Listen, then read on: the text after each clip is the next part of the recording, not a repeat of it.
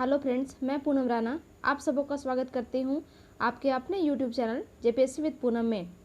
Friends, इस video में मैं DSSB के कुछ प्रैक्टिस सेट कराने वाली हूं।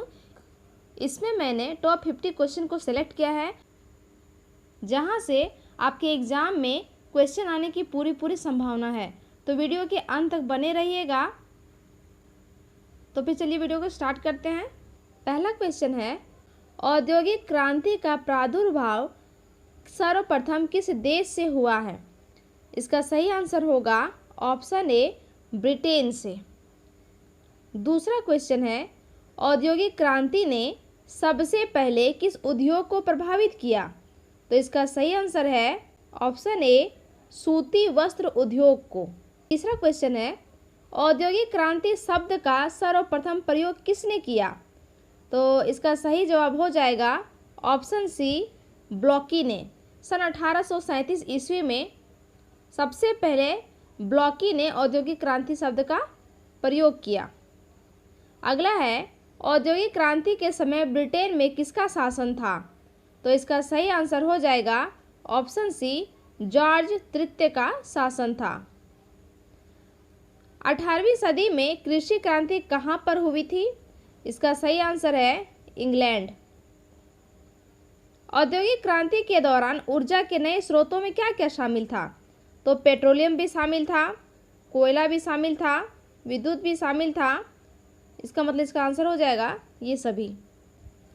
औद्योगिक क्रांति के कारण यातायात की गति पर क्या प्रभाव पड़ा? तो इसका आंसर होगा यातायात का जो गति है वो बढ़ गई। नेक्स्ट, औद्योगिक क्रांति के कारण हुए परिवर्तनों के अंतर्गत यातायात के नए साधनों में शामिल थे, क्या क्या शामिल थे? तो इसका आंसर होगा ऑप्शन सी, 1 और 2 दोनों, मतलब रेलगाड़ियां भी शामिल थे और जहाज भी शामिल थे। नेक्स्ट, ब्रिटेन के अंतर्राष्ट्रीय व्यापार में उल्लेखनीय प्रगति हुई, कब हुई? तो इसका सही आंसर है ऑप्शन ए, 1780 से 1820 ईस्वी के बीच में अंतर्राष्ट्रीय व्यापार में उल्लेखनीय प्रगति हुई। नेक्स्ट, औद्योगिक क्रांति के कारण हुए बदलावों में सामंतों का स्थान ले लिया किसने? तो इसका सही आंसर है ऑप्शन सी, 1 और 2 दोनों ने, मतलब उद्योगपति ने भी ले लिया और बुजुर्ग वर्ग ने भी ले लिया। नेक्स्ट, औद्योगिक क्रांति के दौरान इंग्लैंड में मशीनों और कलपुर्जों की बाढ़ आ गई, ये कथन किसका है? ये कथन है ऑप्शन डी, ये सभी, मतलब TS एस्टन का भी है, पॉल मंतू का भी है और एरिक हॉब्सबॉम का भी है। नेक्स्ट, 17वीं शताब्दी में ब्रिटेन की राजनीतिक स्थिति थी, कैसी थी? इसका सही आंसर होगा ऑप्शन सी, 1 और 2 दोनों, मतलब सुदृढ़ भी थी और संतुलित भी थी। नेक्स्ट, 18वीं सदी में इंग्लैंड में हुए आर्थिक परिवर्तनों को किस नाम से जाना जाता है? तो इसको कहा जाता है कृषि क्रांति। नेक्स्ट, किसानों और चारवाहों और पशुपालकों को अन्य क्षेत्रों में जाने के लिए मजबूर होना पड़ा, इसका मुख्य कारण क्या था? तो इसका मुख्य कारण था ऑप्शन डी, कृषि क्षेत्र में परिवर्तन।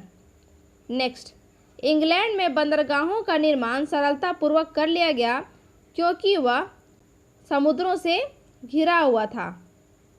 इसका सही आंसर हो जाएगा ऑप्शन ए, समुद्रों से घिरा हुआ था।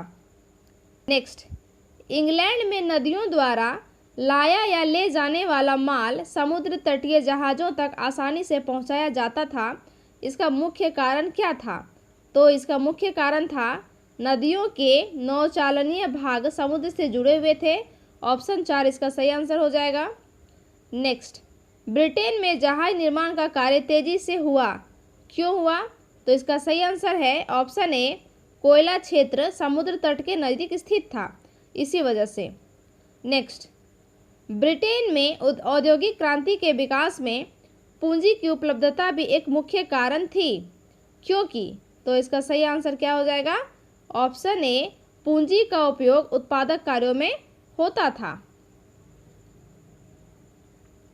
नेक्स्ट, ब्रिटेन में बैंक ऑफ इंग्लैंड की स्थापना किस वर्ष की गई? तो इसका सही आंसर है ऑप्शन ए 1694 ईस्वी में की गई बैंक ऑफ इंग्लैंड की स्थापना ब्रिटेन में। नेक्स्ट, सन 1784 तक इंग्लैंड में प्रांतीय बैंकों की संख्या कितनी थी? तो इसका सही आंसर है ऑप्शन बी 100।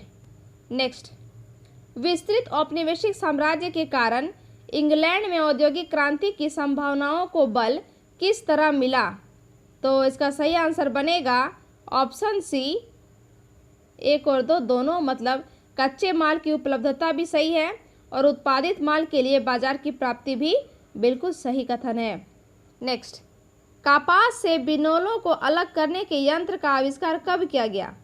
तो इसका सही आंसर है ऑप्शन बी सन 1792 में।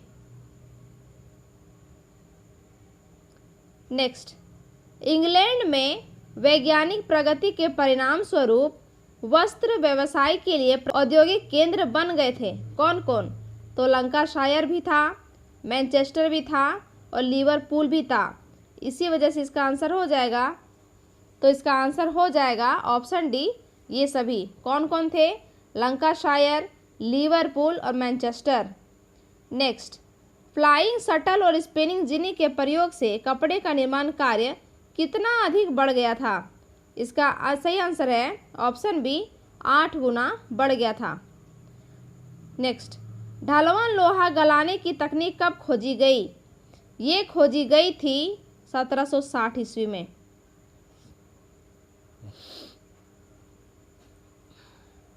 नेक्स्ट, लोहे का पहला पुल कब बनाया गया?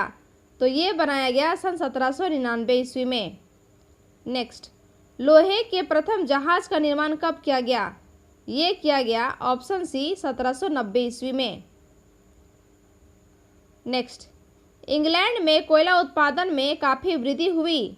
इसका सही आंसर क्या हो जाएगा? इसका आंसर है ऑप्शन ए सेफ्टी लैंप के आविष्कार से।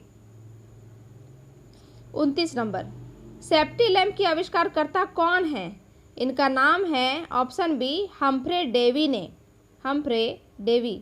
एली व्हिटने द्वारा आविष्कार किया गया यंत्र कौन सा है? इसका सही आंसर है ऑप्शन ए कॉटन जीन का आविष्कार किया था। किसने? एली व्हिटने ने।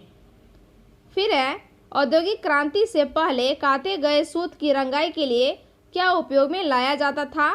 इसका सही आंसर होगा ऑप्शन 3 1 और 2 दोनों, मतलब कच्चा दूध और खट्टा दूध दोनों को उपयोग में लाया जाता था और इस प्रक्रिया में टोटल 8 महीने लगते थे। नेक्स्ट, 32 नंबर का क्वेश्चन देखिएगा, क्लोरीन का आविष्कार किसके द्वारा किया गया है?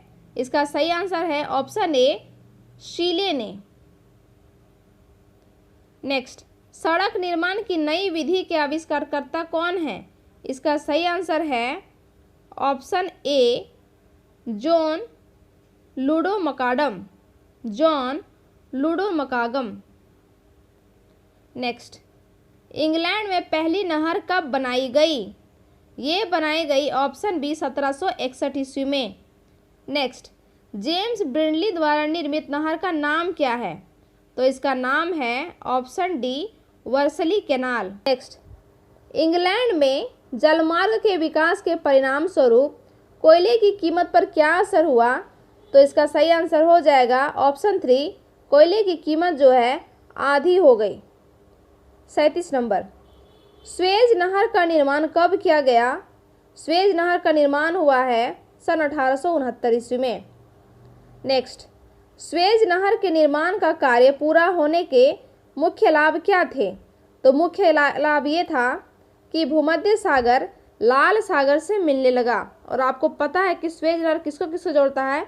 तो भूमध्य सागर को लाल सागर से जोड़ता है। नेक्स्ट, इंग्लैंड में प्रथम रेलगाड़ी कब चलाई गई? तो ये चलाई गई थी ऑप्शन 3 1830 ईस्वी में।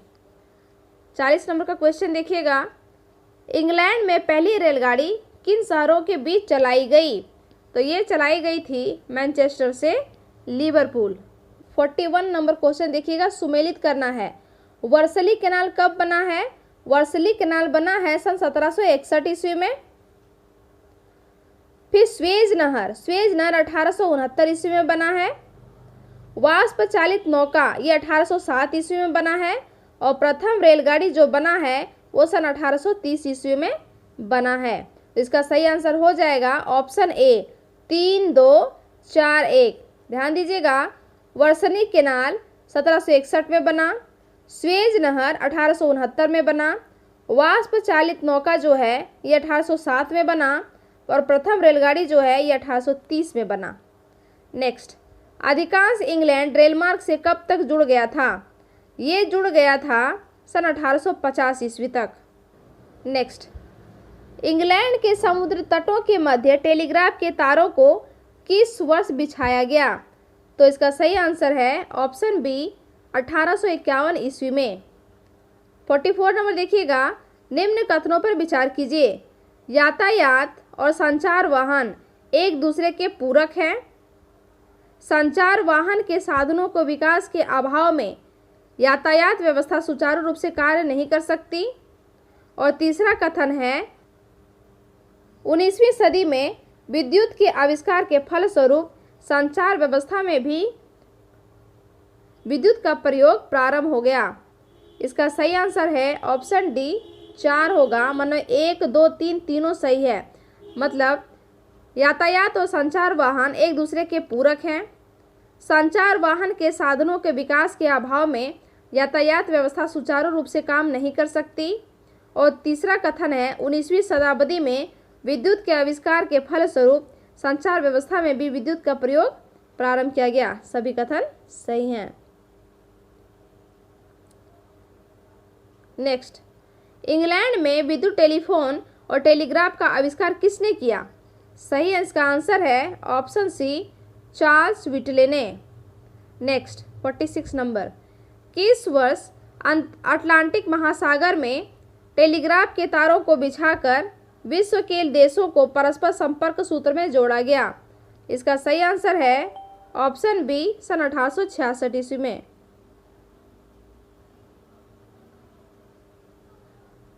नेक्स्ट, जॉन के ने फ्लाइंग शटल नामक मशीन का आविष्कार किया था जिसका उपयोग किया जाता था, किस लिए किया जाता था? इसका सही आंसर है ऑप्शन ए कपड़ा बुनने में उपयोग किया जाता था। नेक्स्ट, निम्न कथनों पर विचार कीजिए। ऑप्शन ए 1768 में वाटर फ्रेम नामक मशीन का आविष्कार किया गया। दूसरा है, इसे पक्का सूत काता जाता था। तीसरा कथन है, यह मशीन पानी की शक्ति से चलता था। और चौथा कथन है, पानी से चलने के कारण इसे वाटर फ्रेम कहा जाता था। इसका सही आंसर हो जाएगा ऑप्शन 4। ये सभी कथन सही हैं। मतलब 1768 ईस्वी में वाटर फ्रेम नामक मशीन का आविष्कार किया गया, बिल्कुल सही है। इसे पक्का सूत काता जाता था, ये भी बिल्कुल सही है। ये मशीन पानी की शक्ति से चलती थी, ये भी बिल्कुल सही है। और पानी से चलने के कारण इसको वाटर फ्रेम कहा जाता है, ये भी बिल्कुल सही है। नेक्स्ट, सन 1799 में एक ऐसी मशीन का आविष्कार किया गया जो पक्के और बारीक धागा बनाने में सक्षम थी। उस मशीन का क्या नाम था? उस मशीन का नाम था mule, option 3। Next, power loom औद्योगिक क्रांति का महत्वपूर्ण आविष्कार था। पावर लूम क्या है? भाप से चलने वाली मशीन है या पानी की शक्ति से चलने वाली मशीन है?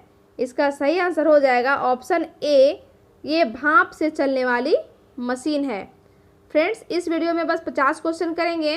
नेक्स्ट वीडियो में और भी 50 क्वेश्चन मैं कवर अप करूंगी। तब तक के लिए इजाज़त दीजिए। धन्यवाद फ्रेंड्स।